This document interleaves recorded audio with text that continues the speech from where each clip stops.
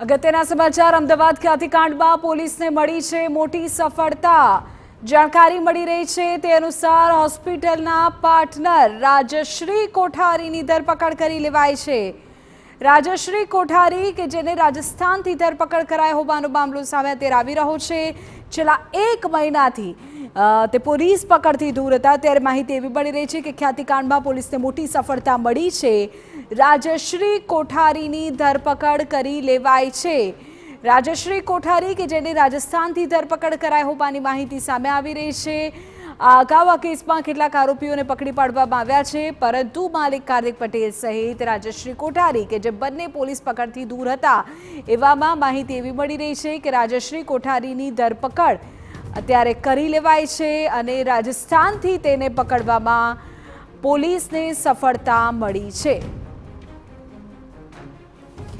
તો ખ્યાતિકાંડ મામલે મળી રહ્યા છે મોટા સમાચાર। જાણકારી એવી સામે આવી રહી છે કે ખ્યાતિ હોસ્પિટલના 2 મુખ્ય આરોપી કે જે પોલીસ પકડથી દૂર હતા, તેમાંથી એકને પકડી પાડવામાં સફળતા મળી ગઈ છે।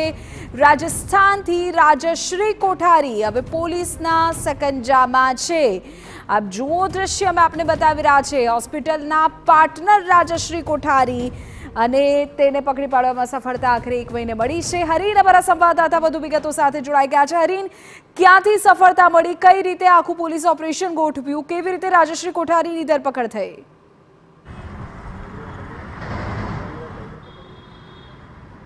બિલકુલ, ખ્યાતિ હોસ્પિટલમાં જે રીતે બોગસ ઓપરેશનનો મામલો સામે આવ્યો હતો અને ત્યારબાદ જે ફરિયાદો નોંધાઈ હતી, સમગ્ર પ્રક્રિયાને 1 મહિનો થઈ ચૂક્યો હતો અને 2 આરોપીઓ એટલે કે રાજશ્રી કોઠારી અને અન્ય જે મુખ્ય આરોપી માની શકાય કે જે ખ્યાતિ ગ્રુપનો ફાઉન્ડર છે કાર્તિક પટેલ, પોલીસ પકડથી દૂર હતા।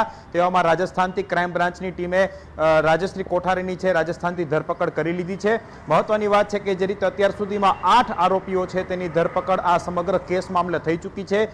વધુ એક આરોપી એટલે કે હવે કાર્તિક પટેલ હજી પોલીસ પકડથી દૂર છે ને તે વિદેશમાં હોય તે પ્રમાણેના સમાચારો છે પોલીસને મળી રહ્યા છે, એટલે તેને પકડવાની પણ કાર્યવાહી ક્રાઇમ બ્રાન્ચ દ્વારા હાથ ધરવામાં આવી છે।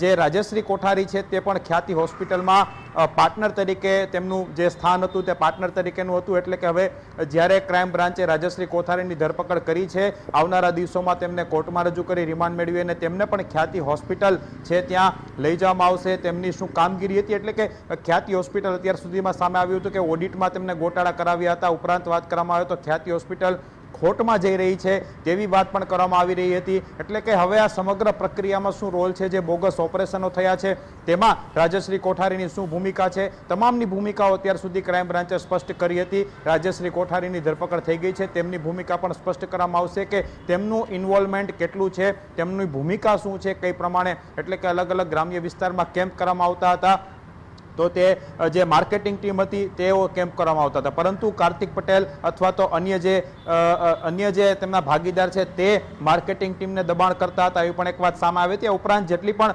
ખ્યાતિ હોસ્પિટલમાંથી ફાઇલો મળી છે, કેમ્પની વિગતો મળી છે, તેમની પણ જે સીએ છે, એક સ્પેશિયલ સીએ હાયર કરવામાં આવ્યો હતો, તેમના દ્વારા સમગ્ર સ્ક્રુટિની થઈ ગઈ હતી। તેમને પણ પોતાનો જે રિપોર્ટ છે તે ક્રાઇમ બ્રાન્ચને આપ્યો હતો અને રિપોર્ટ મુજબ રાજશ્રી કોઠારીની શું ભૂમિકા છે તેને પણ ક્રાઇમ બ્રાન્ચને ખ્યાલ છે। એટલે કે હવે જ્યારે રાજશ્રી કોઠારીની ધરપકડ થઈ છે તેમની પૂછપરછ કરવામાં આવશે અને બાકીની માહિતીઓ મેળવવામાં આવશે અને અન્ય કોઈ કાંડમાં સામેલ છે કે કેમ તેની વિગત પણ મેળવવામાં આવશે। પરંતુ હજી 1 મહિનો થઈ ચૂક્યો છે, કાર્તિક પટેલ વિદેશ છે, કાર્તિક પટેલને લઈ આવવા માટેની પ્રક્રિયા અથવા તેમને ધરપકડ માટેની પ્રક્રિયા ક્રાઇમ બ્રાન્ચે શરૂ કરી છે, પરંતુ ક્યારે સફળતા મળશે તે જોવું રહ્યું। પરંતુ અત્યારના આ મોટા સમાચાર માની શકાય કે રાજશ્રી કોઠારી છે તેની રાજસ્થાનથી ધરપકડ કરી લેવામાં આવી છે। જી ઓકે હરીન, તો મોટા સમાચાર અત્યારના એ છે કે રાજશ્રી કોઠારીને આખરે ઝડપી પાડવામાં આવી છે। હોસ્પિટલના પાર્ટનર છે તે અને છેલ્લા 1 મહિનાથી પોલીસ પકડથી દૂર હતી।